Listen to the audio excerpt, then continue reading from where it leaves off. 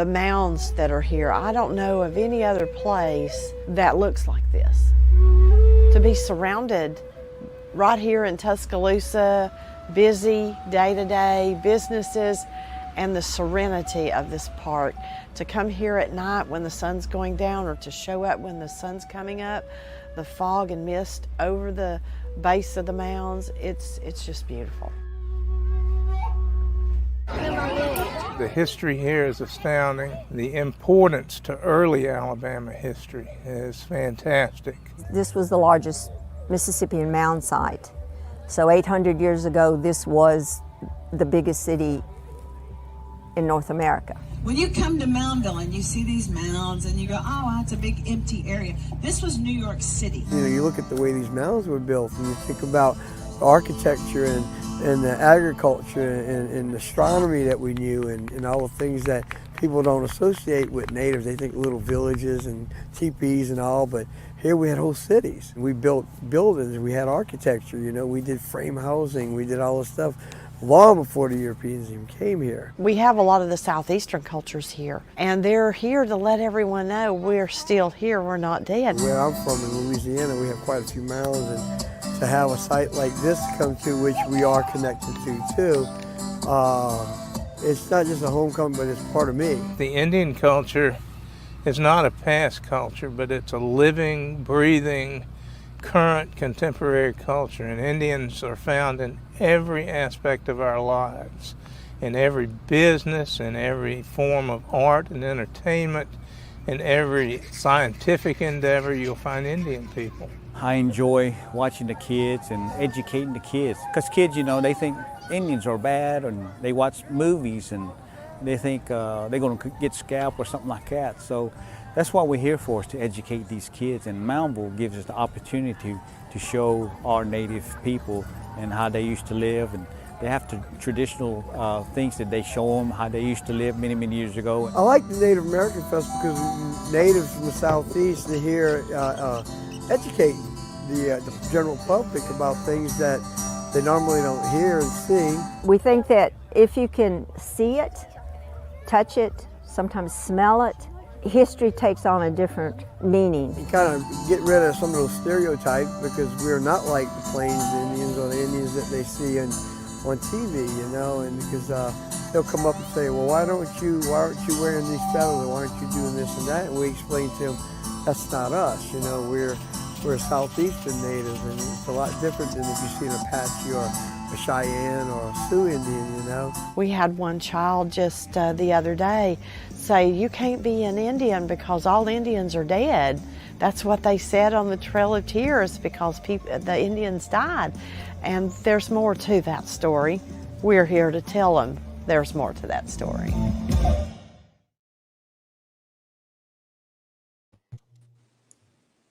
Well, good morning, everybody, and happy Moundville Monday, and welcome to the virtual Moundville Native American Festival. My name is Lindsay Gordon, and I'm the Education and Outreach Coordinator for Moundville Park, and thank you for joining us. Today, we have some special guests, one is our MC for the festival, and that is Mr. Greyhawk Perkins. Say hello, Greyhawk. How you doing today?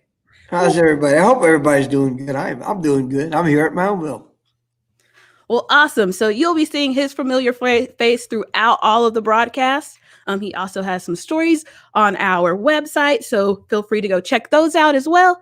And you'll also get to hear his band play on Fridays. So he's a wonderful Grammy-nominated musician. So Greyhawk, who do we have in that top corner? Oh, we got Betsy Irwin in the top corner. And I've been knowing Betsy for a couple of days. Yeah, maybe a few days, right? A day or two. Betsy, I'm going to have to tell you a little bit about her.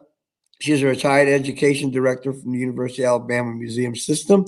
She spent a majority of her career working at Moundville Archaeological Park, specializes in Southeastern Indian culture and history, a potter by training. Betsy currently works with gourds, focusing on ritual items used in Native American ceremonies. She is also deeply interested in alternative, earth-friendly technologies and, agriculture. So, Betsy, it is good to see you. It's great. We spent a lot of time here at Mounds together. Yep. We've done quite a few shows, haven't we? Long time. 30, almost 30, 30 years for me, yeah. 30, wow, yeah. So what festival is this, Lindsay? The 32nd. So, Second, okay. yes. So we are moving along. I just have a couple of reminders. So while we are broadcasting, feel free to comment. And as a reminder, this is live, so anything can happen. So hang in there in case we have any issues, which hopefully we won't.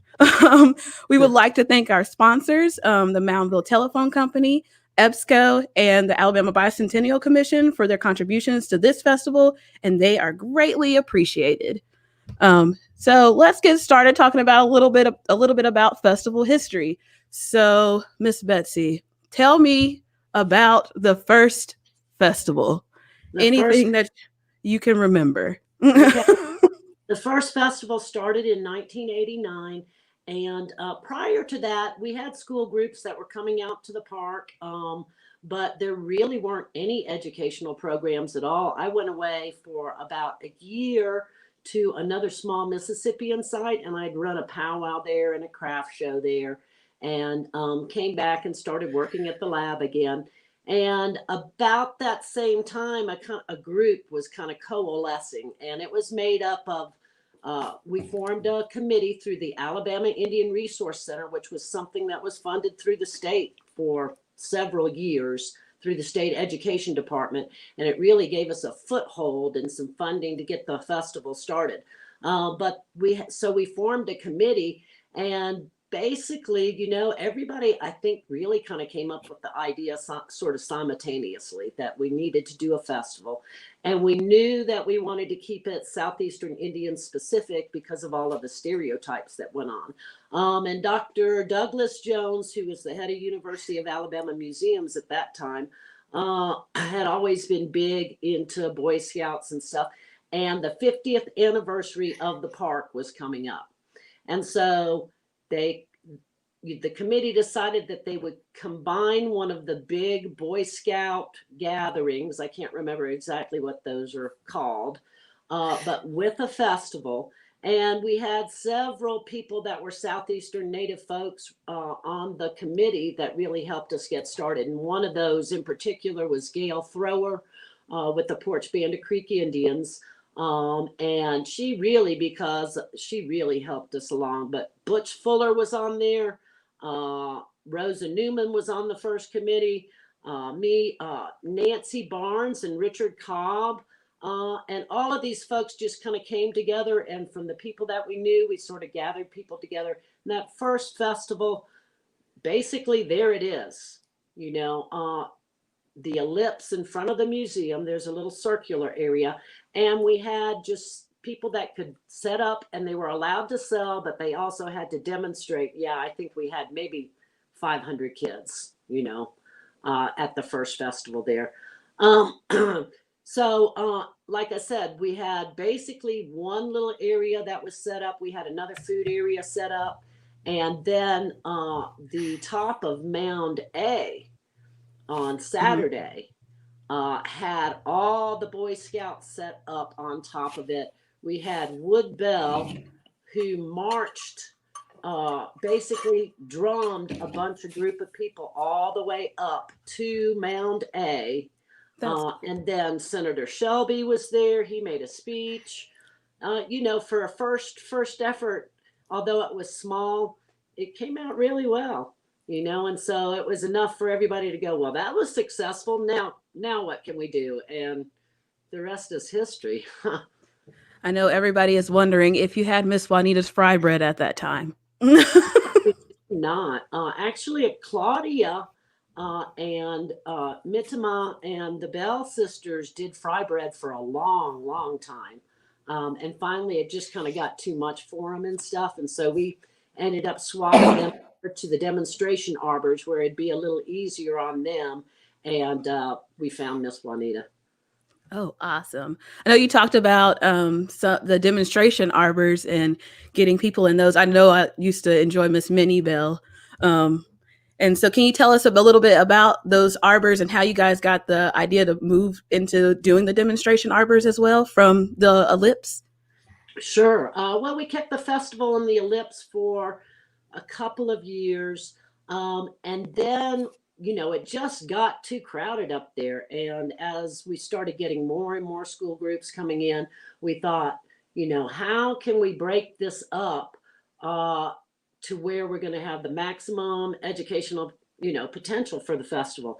And so we cut out, really, first of all, we cut out living history and started moving that away. And it moved several different areas. It was up where the Flint Nappers were last year for a while. It moved around the park and stuff. And, you know, I really don't remember year from year. It's just like, okay, this is kind of how it grew and progressed. So the living history camp moved out and was separated. And then we started doing the demonstration arbors. And the idea for that was to initially, and we kept it like that for years too, to set it up the way a tribal town would be set up. So we, to kind of give people that feeling of what it would be like to be at ceremony and stuff. And we also realized there were different types of people that were attending the festival, that there were some people that really were great vendors or great artists, but were not interested in demonstrating at all. And you had people that really didn't sell a lot, you know. So we kind of looked at person to person, and also we were looking at, wow, who's going to give our best demonstrations? Who makes the best contact with kids and people of all different ages? And so those were all kind of considerations. The third thing that broke out was the children's area. And that also moved around a lot over the years. And really, we didn't have dancers for several years. And when those folks came in, at first we didn't even have a stage. And I think, Greyhawk, you probably showed up when one of the first stages, and you remember how we went through all those stages. Maybe you can talk about that a little bit.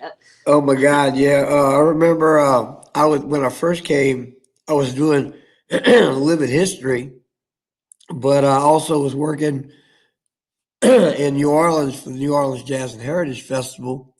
And they were talking about a stage, and the first stage that I remember, I sat on this stage here at Moundville, and I think it was about as big as a piece of plywood, you know, a 4 by 8 foot, 8 foot plywood. And it was set on the right side of the museum, and people would come up and we'd tell stories and sing some songs and stuff. So that's how it really started.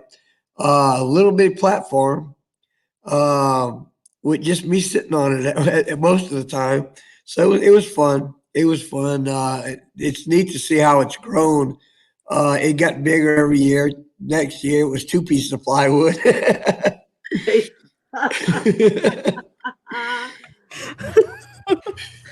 All cinder blocks, right?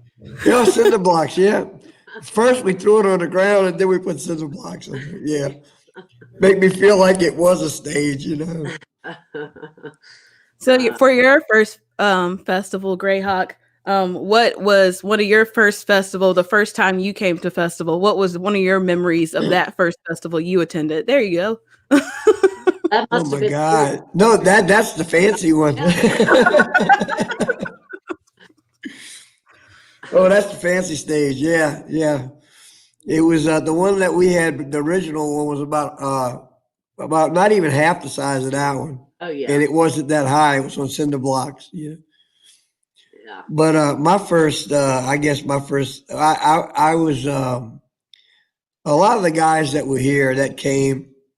In fact, Butch and I, we went to Fort Toulouse and a couple other places, and they were saying, hey, you know, and so I ran into Betsy too, and they said, why don't you come to Moundville? Because I was doing living history, and I was also doing, you know, programming and education.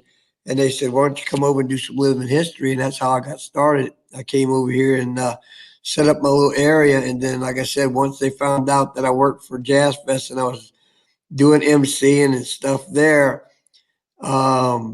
we started the little stage there and on the side of the museum.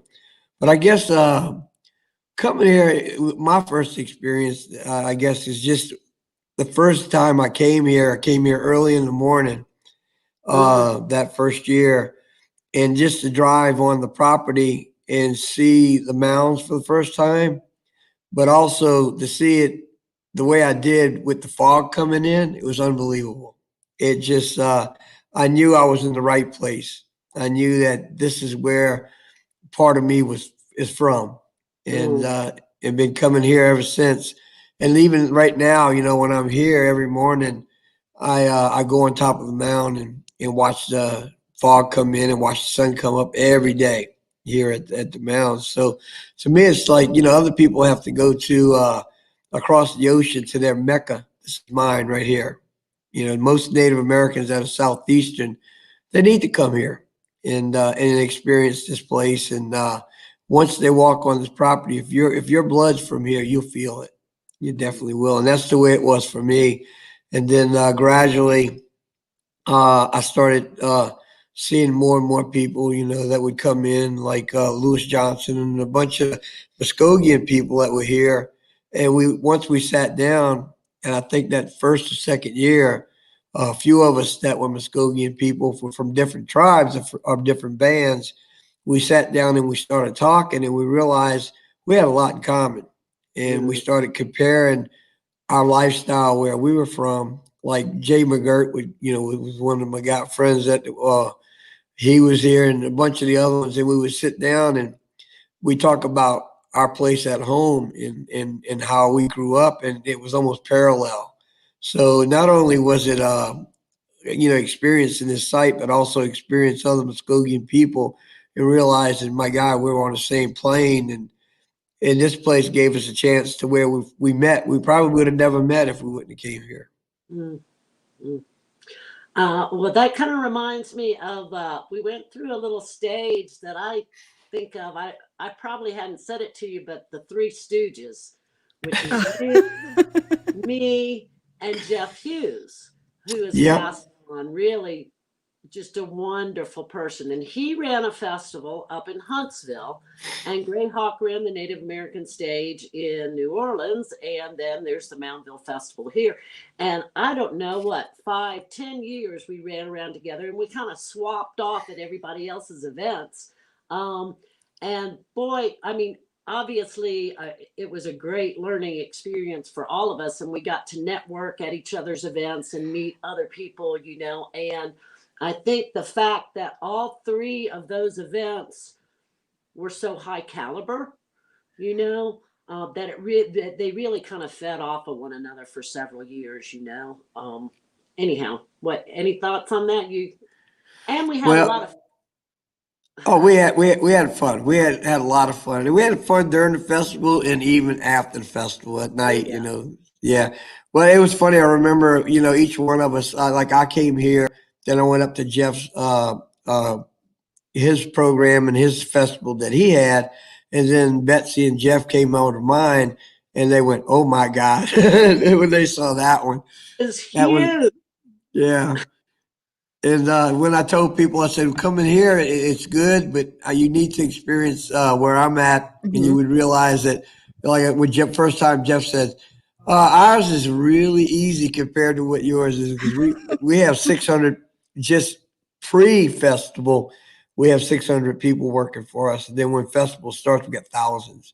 Right. But and it runs for 2 weeks, but it is the largest music festival in the world, really. And so I think Betsy and Jeff, when they came, they learned a lot by just walking around where I worked, and realized why it was so easy for me to fall into both of their festivals, because it was just it was relaxing for me. Yeah, like a cakewalk. Yeah, that was it. Yeah.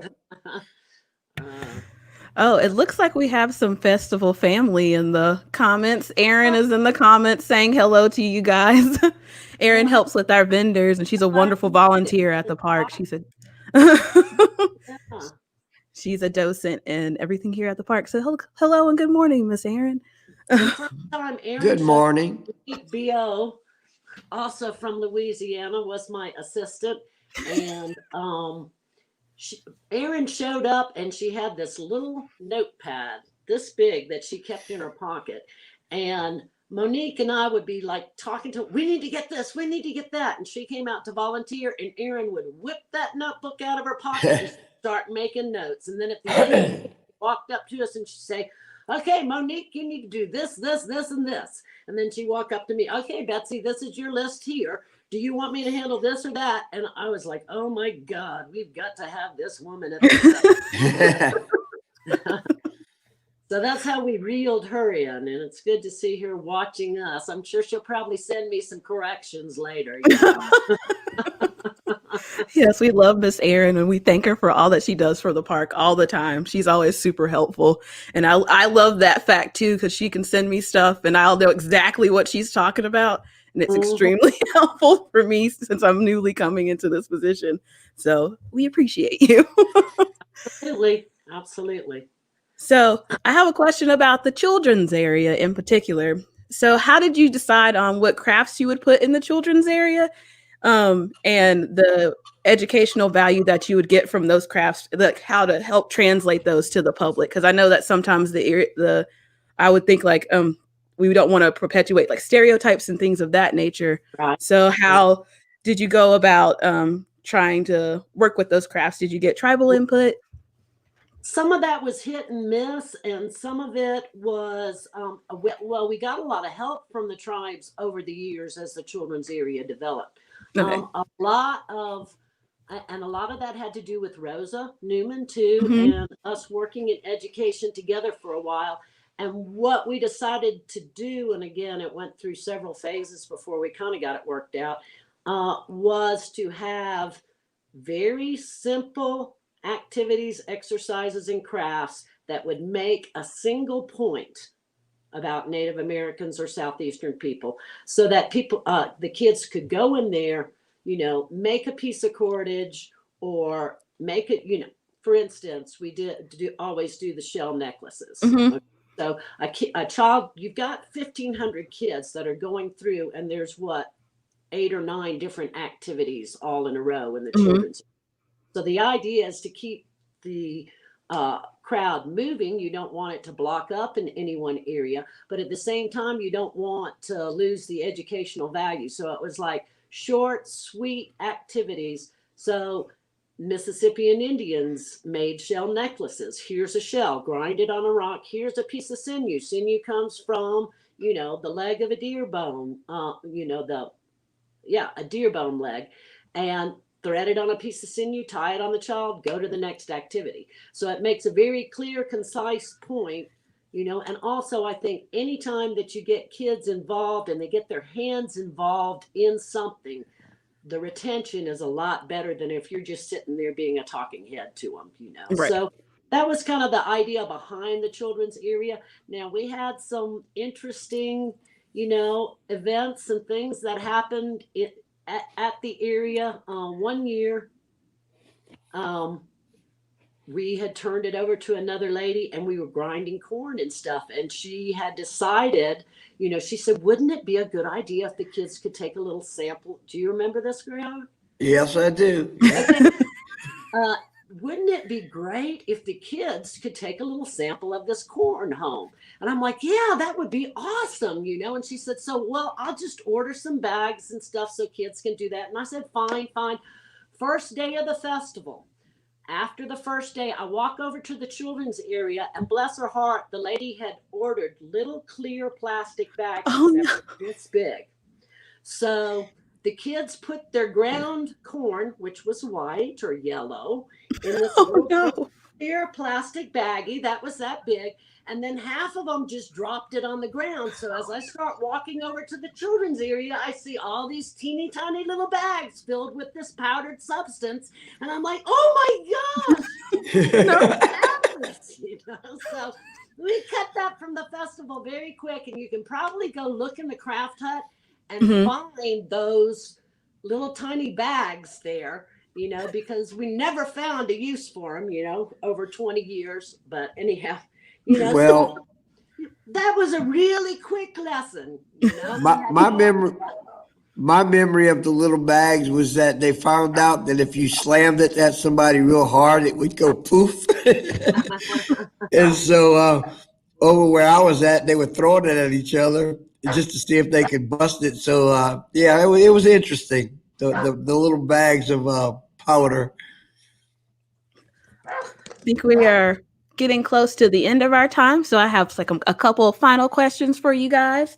One of them is, it's a big overarching question. So, what does festival mean to you? Oh, Greyhawk, you first. Okay. Festival, what it means to me, actually, my God, a lot. Uh, it's well, I'm going to tell you right now, it's very, very interesting this year because of us not having the physical festival, because I enjoy the physical festival so much because you get to meet so many people. But for me, it's watching the expression on the children's face when they see, especially where I'm at, with the music and the storytelling and all the entertainment and the dances that go on, is just to watch how the children react for the first time seeing something they've never seen before, educating those children and interacting with them all the whole week that I'm here. But just to get the remarks back from the children, they'll come up to the stage and talk to you, and it's just being able to share with the children about the Southeast, and then again having them leave. And then each year, it's funny. Each year with me, people coming back every year, and just to say hello. It's almost like a family, Even the ones people that I work with here, are like a family. But then a lot of the visitors that come in throughout the year, I watch grow up, and people come back every year to just say hello. And so, festival to me is not just a big show, but it's almost like a family reunion to me. A chance to mingle with family that I haven't seen all year, and also, like I said before, coming back to my own Mecca, to something that's been around in my culture for so long, that I could come here. But again, festival is very, very important. And like I said, seeing Betsy and all of my friends, and well, I call them family, that I picked up throughout the years, that's what it means to me. Like I said, it's been interesting this year. I get to see you on screen, but it's not like all the hugs that I get when I'm around you guys and we sit down around after and we reminisce, but talk about what we've done all year and catch up with each other. That's festival to me. Mhm.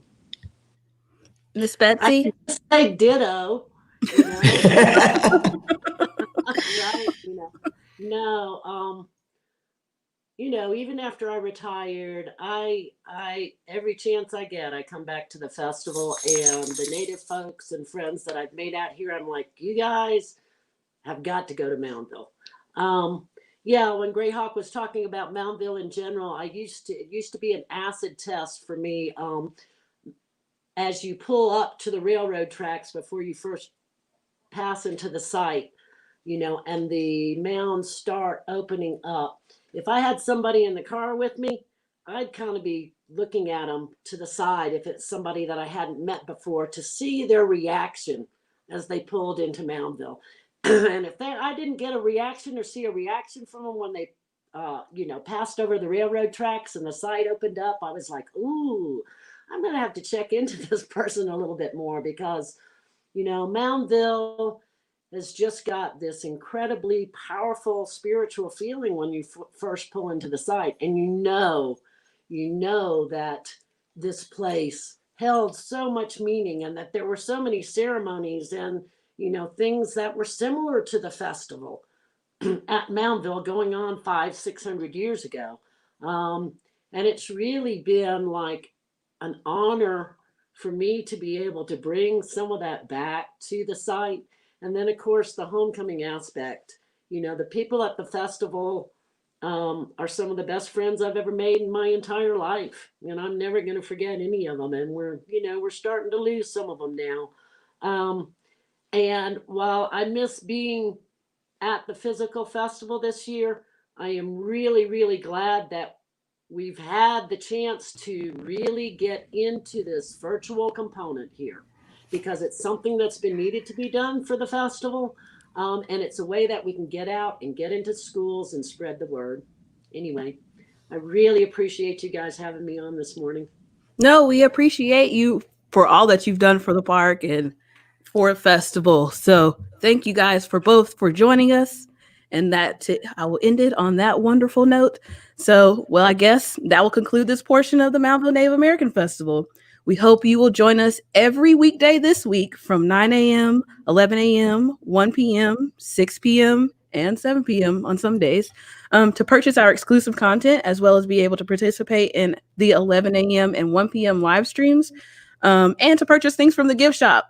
So we do have our festival t-shirts. So I know some of you have been wanting to keep your tradition up of getting your festival t-shirt every year. You can still do that at our festival gift shop. So please visit festival.museums.ua.edu for more information about the festival. And if you need any information about the park, you just go to moundville.museums.ua.edu. If you're enjoying the virtual festival and would like to support us, please consider being a member of UA Museums and at give.ua.edu/museums. And again, thank you for everybody who is watching with us live and all those that will watch in the future. And thank you for attending the virtual Moundville Native American Festival. We'll see you in another hour or so. All right. See you soon, you guys. Bye, guys. Cookie.